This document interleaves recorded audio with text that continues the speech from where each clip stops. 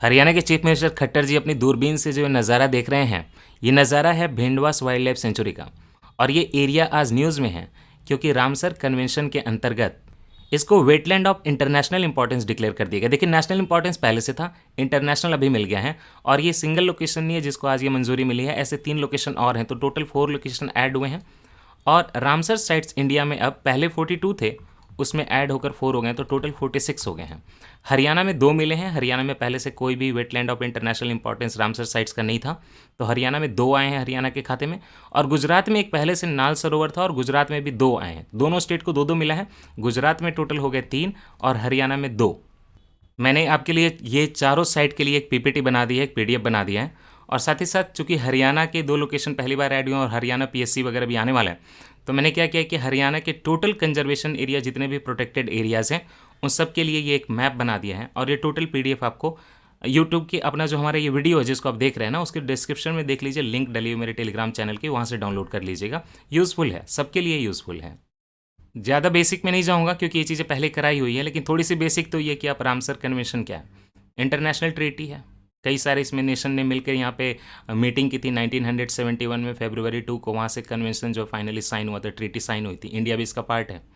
और ये कहाँ पे है, रामसर है कहाँ पे? देखिए, ईरान का सिटी है रामसर, ओके, कैस्पियन सी के बिल्कुल पास में है। और इंडिया में आज टोटल बहुत ज़्यादा 46 साइट्स हो गई हैं। थोड़ी सी और एक चीज़ है, 46 साइट आपसे पूछी जाएंगी, एरिया नहीं पूछा जाएगा, है ना, बट एरिया इतना हुआ है। गुजरात का नाल सरोवर जो था उसको रामसर साइट की यहाँ पे रिकॉग्निशन 2012 में ही मिल गई थी। उसके बाद देखिए आज 2 मिली हैं। और अच्छा, रामसर साइट में कोई चीज़ जाती है तो उससे फ़ायदा क्या है, क्यों किया जाता है? देखिए, ओवरऑल एक इंटरनेशनल नेटवर्क बन गया ऐसे साइट का, क्योंकि इंटरनेशनल ट्रीटी से आया। अब हमें क्या करेंगे, उसको फंडिंग वगैरह मिलेगी, उसका प्रोटेक्शन होगा, कंजर्वेशन होगा, तो जो बायोडाइवर्सिटी है वो भी प्रोटेक्ट होगी। और कई रामसर साइट पे लोकल पॉपुलेशन डिपेंडेंट होती है, जैसे मान लीजिए कि कहीं पे फिश है ना, मछली पालन हो रहा है, कहीं वहाँ से जो कुछ ऐसी चीज़ें कलेक्ट की जा रही हैं।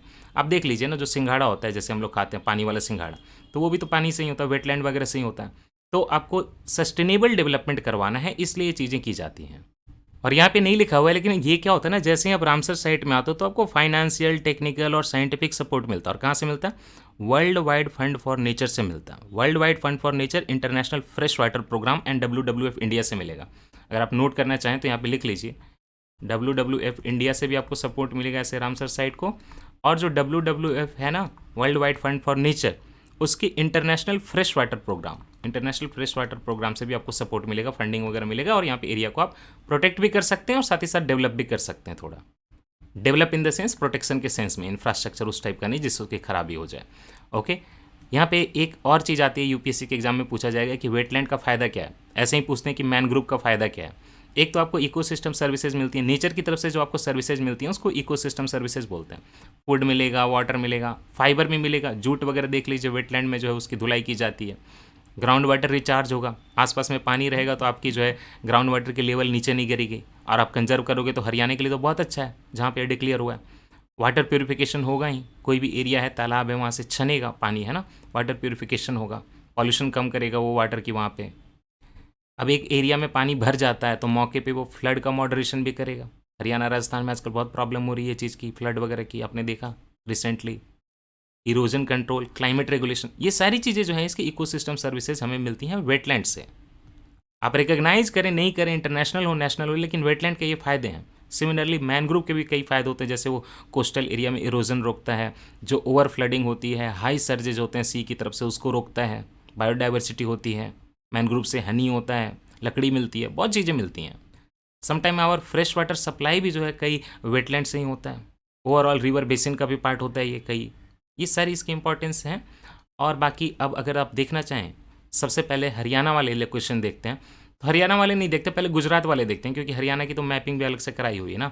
तो गुजरात वाले के देखने के लिए सबसे पहले चले जाइए गुजरात का ये मेहसाना डिस्ट्रिक्ट में थोल लेक वाइल्ड लाइफ सेंचुरी था गुजरात में, ओके। और इसकी खासियत यह है कि बर्ड कंजर्वेशन के लिए बहुत इंपॉर्टेंट है। जो सेंट्रल एशियन फ्लाईवे है उस पे ये लाई करता है, इसलिए इसकी इतनी इंपॉर्टेंस है। ओवरऑल 32 बर्ड के स्पीसीज आपको यहाँ पे मिलेंगे और कई सारे थ्रेटेंड मिलेंगे। क्रिटिकली इंडेंजर्ड देखिए, व्हाइट रम्प्ड वल्चर की स्पीसीज है ना जो क्रिटिकली इंडेंजर्ड है। एक सोसलेबल लैपविंग होता है, ये भी क्रिटिकली इंडेंजर्ड है, ये आपको यहाँ पे मिल जाएंगे। और कुछ वल्नरेबल स्पीसीज वगैरह भी मिलेंगे। इस देखिए बर्ड की इस तरह की इमेज है। ये वाइट रम्प्ड वल्चर, या आपको इस स्पेसीज के बारे में, वल्चर के बारे में सारे स्पेसीज जाने कि इंडिया में कौन से हैं, तो आपको सिंपली जो IAS कॉरिडोर वल्चर करके सर्च करिएगा तो कोई एक दिन का करंट अफेयर आ जाएगा जिसमें पूरी डिटेलिंग कराई गई थी, वल्चर कंजर्वेशन सब कुछ कराया गया था।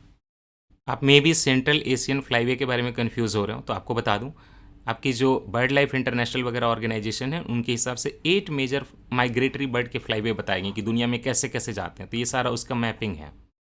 आपको यहाँ पे दिख रहा है ये कलर सेंट्रल एशिया, और अब आप यहाँ पे ये कलर देखिए सेंट्रल एशिया।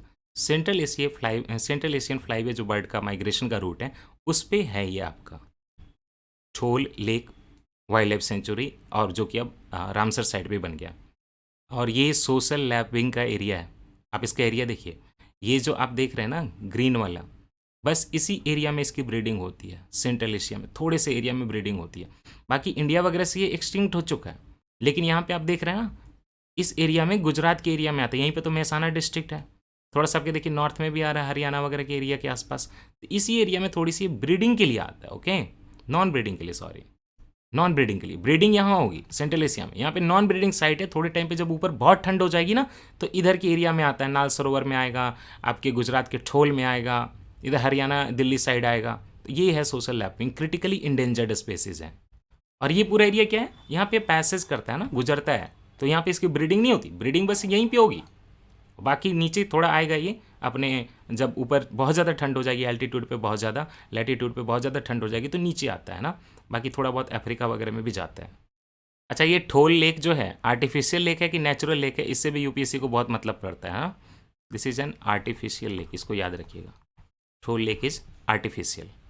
1912 में वहाँ के गुजरात के जो गायकवाड़ थे उन्होंने इसको बनाया था, आसपास में इरिगेशन फैसिलिटी प्रोवाइड करने के लिए फार्मर्स को।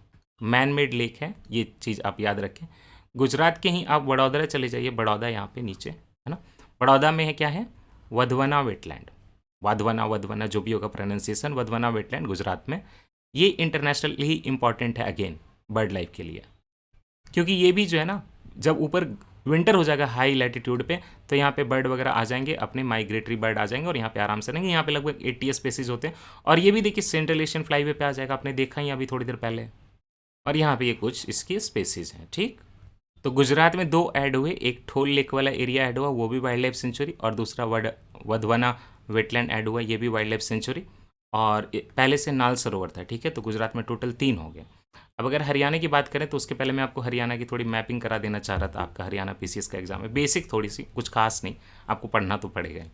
हरियाणा का अगर आप बॉर्डर देखें तो देखिए नॉर्थ में किसके साथ है, पंजाब के साथ, और वहीं पंजाब के साथ जहाँ पे है तो ये छोटा सा जो है चंडीगढ़ है, यूनियन टेरिटरी। ठीक है, ये दिख रहा है आपको।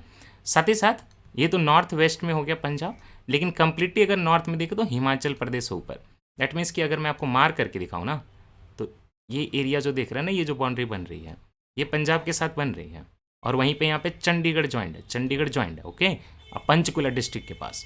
और अगर बात करें एकदम नॉर्थ में तो वहाँ पे देखिए हिमाचल प्रदेश है, और हिमाचल प्रदेश का एरिया ऐसे है। ठीक, ऐसे है। कई लोगों को कन्फ्यूजन होता है कि उत्तराखंड जुड़ेगा, नहीं, उत्तराखंड नहीं जुड़ेगा, ये बीच में ऐसे उत्तर प्रदेश आ जाता है, यमुना फ्लो करती है, उत्तराखंड ऐसे करके टच करके निकल जाएगा, लेकिन वो यूपी को टच करके निकलेगा, हरियाणा को उत्तराखंड टच नहीं करता। ओके, ठीक, एक तो ये हो गया। और आपके ईस्ट में पूरा का पूरा क्या है, उत्तर प्रदेश है, और यहाँ पे ये देखिए कि दिल्ली है, नीचे ये गुड़गांव का एरिया है, ये झज्जर का एरिया है, और यहाँ पे देखिए दिल्ली लोकेटेड है ना, छोटी सी। तो ये हो गया।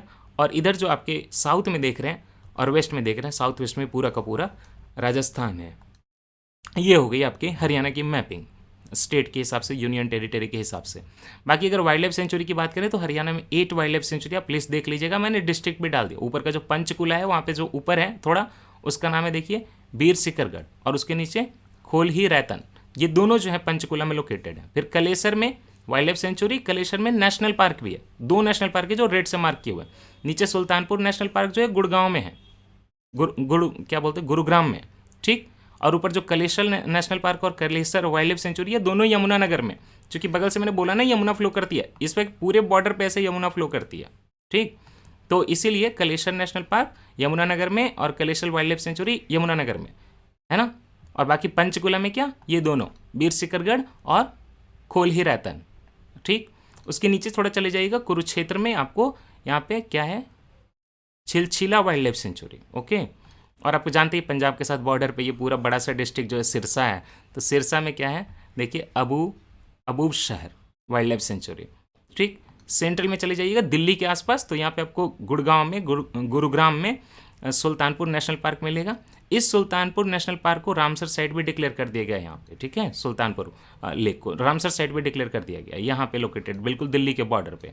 और उसी के पास में झज्जर डिस्ट्रिक्ट है, तो झज्जर डिस्ट्रिक्ट में ऊपर वाला जो लोकेशन है वो खापरवास वाइल्ड लाइफ सेंचुरी है, और नीचे वाला क्या है, भिंडावास वाइल्ड लाइफ सेंचुरी है। ये जो भिंडावास वाइल्ड लाइफ सेंचुरी है ना, उसको रामसर साइट डिक्लेयर कर दिया गया। तो हरियाणा में दो ये हो गया, एक भिंडावास हो गया और एक सुल्तानपुर हो गया। और फिर लास्ट में रेवाड़ी चले जाइएगा राजस्थान के बॉर्डर पे, तो वहाँ पे आपको नाहर वाइल्ड लाइफ सेंचुरी मिलेगा। तो ये हो गया। अब बाकी भिंडावास और आपके सुल्तानपुर बच गए इसके डिस्कशन के लिए, रामसर के लिए। तो ये हो गया भिंडावास वाइल्ड लाइफ सेंचुरी की एक इमेज है। तो आप जो देख रहे थे इमेज ना शुरुआत में, जो आपके खट्टर जी देख रहे थे, वहीं की इमेज थी। आप ये यहाँ का लार्जेस्ट वेटलैंड है हरियाणा में पूरे, ओके, लार्जेस्ट वेटलैंड।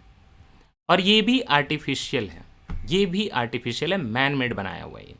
यहाँ पे भी देखिए 250 बर्ड स्पेसीज आती हैं यहाँ पे, रूस्टिंग के लिए भी, रेस्टिंग के लिए भी, रहने के लिए, मतलब यहाँ पे घोंसला बना के रहने के लिए आराम से। और 10 ग्लोबली थ्रेटेंड स्पेसीज भी आपको यहाँ मिलेगी। यहाँ भी आपको देखिए इजिप्शियन वल्चर मिलेगा, ईगल कुछ मिलेंगे, है ना, प्लास फिश ईगल। ये देखिए अगर ऐसा एग्जाम में क्वेश्चन आ जाए ना, अच्छा ये तो ईगल लगा हुआ, तो बर्ड कर ही लोगे गेस, है ना। और टेरन जो होते हैं बर्ड के स्पेसीज होते हैं, याद रखिएगा। तो ये हो गया भिंडावास, और दूसरा क्या है आपका सुल्तानपुर, दिल्ली के बॉर्डर पे सुल्तानपुर नेशनल पार्क भी है ना। सुल्तानपुर नेशनल पार्क भी। दूसरा नेशनल पार्क क्या था, कलेसर था। टाइगर रिजर्व नहीं है यहाँ पे हरियाणा में। 220 स्पेसीज हैं यहाँ पे, जो बर्ड यहाँ के रेसिडेंट, मतलब यहाँ पे रहने वाले बर्ड यहीं के हैं। उसके अलावा बाहर से आते हैं तो माइग्रेटरी भी हैं, कुछ लोकल माइग्रेटरी भी हैं इंडिया के, कुछ क्रिटिकल जो हैं अपने साइकिल वहाँ पे निभाने आते हैं, एक मीटिंग वगैरह के लिए, नहीं तो फिर ऊपर बहुत ज़्यादा ठंड हो गई उस टाइम पे। यहाँ भी अब आपको वल्चर, ये देखिए पलास, फिश ईगल, ये याद रखिएगा, ब्लैक बेली टर्ट। तो इसी के साथ हो गया, इससे ज़्यादा डिटेल की जरूरत नहीं है। मुन्नाल सर ने बोला है कि बाल की जो है खाल नहीं खींचनी है, तो नहीं खींचनी है भाई, हो गया 12 मिनट काफ़ी है। ये पीपीटी आप डाउनलोड कर सकते हैं, डिस्क्रिप्शन में लिंक दी हुई, वहाँ से डाउनलोड कर लीजिए। Thank you so much.